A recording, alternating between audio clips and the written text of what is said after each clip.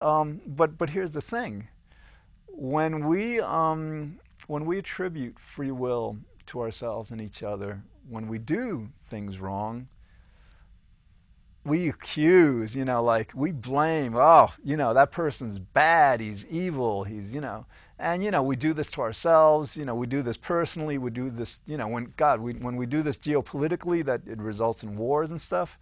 So the idea is like when we can overcome this illusion and this attribution, then we can at least be more understanding. We can say, all right, well, this person did something wrong, and we can't allow the person to continue doing it because it's hurtful, and it's hurtful to them, it's hurtful to other people, and we have to take steps to prevent it. But without the free will perspective, the steps we take are going to be far more compassionate, far more understanding. The person who does the wrong thing is not going to feel like they're an evil person. When we do wrong things, we're not going to feel like we're bad and stuff. Okay, so it'll be a much kinder, more compassionate, and far more intelligent world. By overcoming this, and believe me, it's not going to. All right, granted, there is no personal morality, so like when things go wrong, what do? All right, here's the thing. In religion, we tend to, when things go right, we're taught to be grateful because like, hey, it's God's will. God, thank God. Thank God when things are right. But, unfortunately, when things go wrong, it's our fault. So naturally, when things do go wrong, yeah, I mean, like, I got to do a show on this. Like, it's an open question, I guess, in my mind still, whether or not God has a free will. Part of me kind of hopes that he doesn't. She, God, he, she. But because, like, if God doesn't have a free will, then we can't blame God. And, like, the cool thing about, like, not believing in free will is that, like, we can hold ourselves as innocent, as blameless, which is nice. So, to be able to hold God in that way is would be good. Now, something is responsible for pain, which is the only thing that's actually wrong with reality, and that's, when we describe something as bad or evil, it's because it creates pain. That's the only reason it is bad or evil. But so something is this responsible. I got to do a show on this because that, it's a very intriguing question. Okay, and again, like, people believe that if we overcome our belief in free will, civilization and society is going to crumble. No, again, because of this pleasure principle, we're not going to let that happen. And the other thing is, like, it's going to take time, years probably, who knows, I don't know how long, for people to first understand that our wills are not free, they're causal, and then to accept it. And then it's going to take time to incorporate that into society.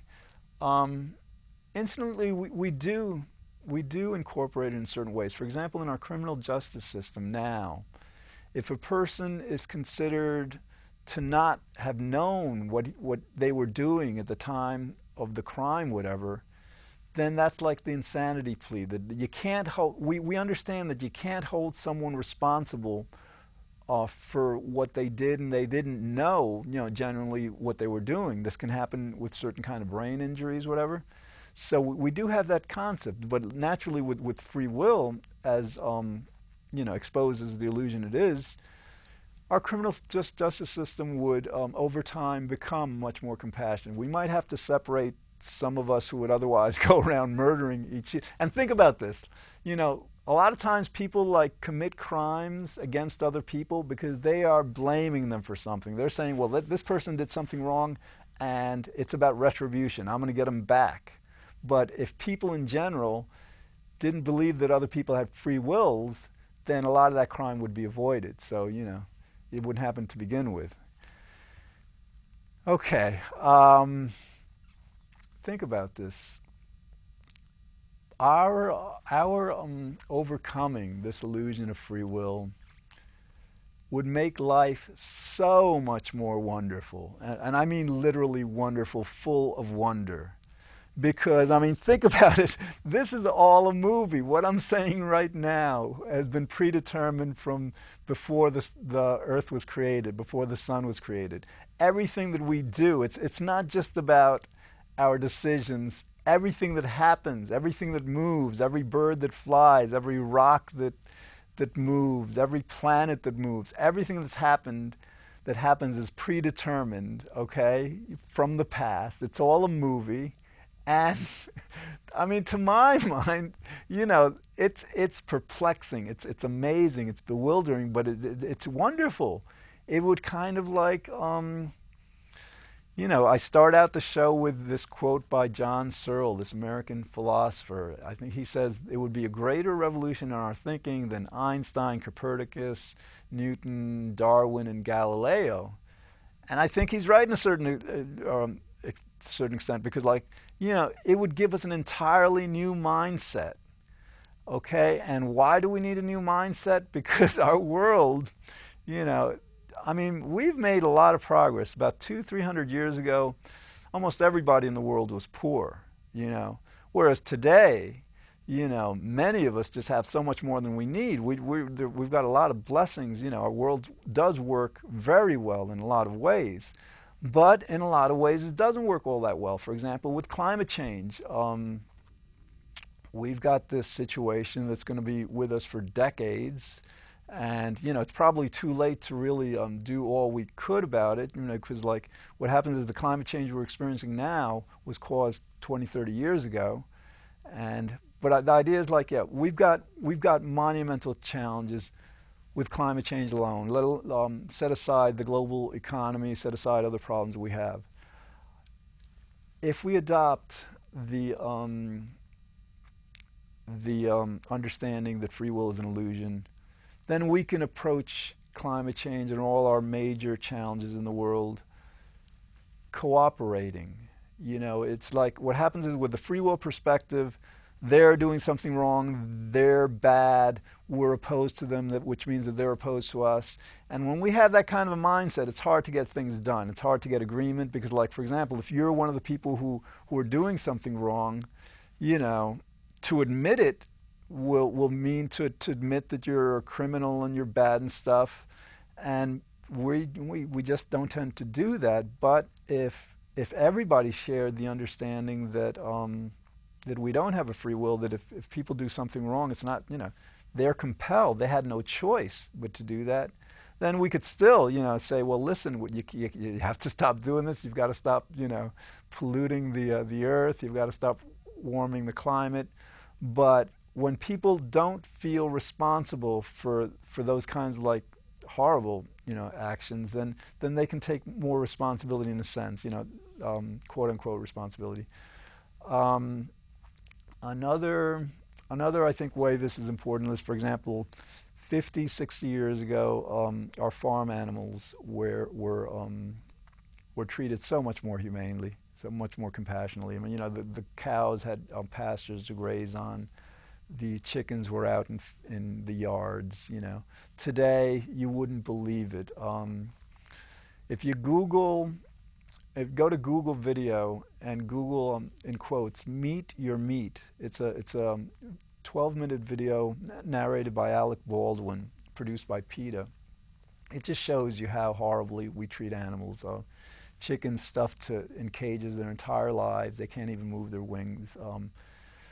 Pigs who are more intelligent than dogs being skinned alive, being boiled alive. And so the idea is this stuff is so horrible that we should probably stop eating meat because we'd live longer and be healthier if we did. But I think one of the reasons we continue to torture these animals is because we don't look at the problem. If we looked at the problem, we'd have to admit, oh my God, we're acting horribly. We're horrible people. That's the only conclusion you could reach. But if we have the understanding, if we take a look at that same situation from the understanding that what we're doing, what we have done, is completely compelled, it hasn't been up to us, fine, we could blame the universe or whatever is compelling us, but at least that would render us guiltless, innocent. And from that perspective, okay, when we're no longer holding ourselves responsible for such cruelty, then maybe through compassion, we could stop torturing those animals. You know, because I have a feeling that it's responsibility, it's fear of responsibility that often just kind of like prevents us from looking at what we do. And naturally, the great irony in this is that the universe has caused us to torture these animals, and God willing, the universe will hopefully soon get us to acknowledge we don't have a free will, to be compassionate, and to treat them better. Okay, so yeah, to the extent that we overcome this illusion of free will, we would be creating a brand new world. It'd be like a new renaissance, tenfold. First, it'd be so cool. I mean, imagine like on a personal level, right now when things go wrong, you did wrong, I didn't do wrong, you did wrong, no, you did wrong. And we're like at each other.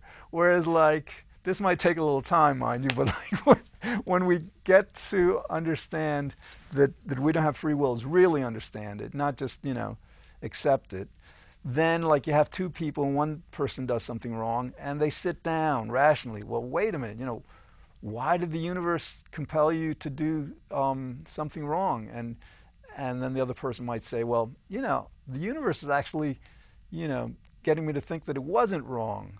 Basically the conversation would be in the spirit of cooperation, trying to figure out whether it was wrong or not, and what to do about it, instead of the back and forth blaming that happens, as a result of free will.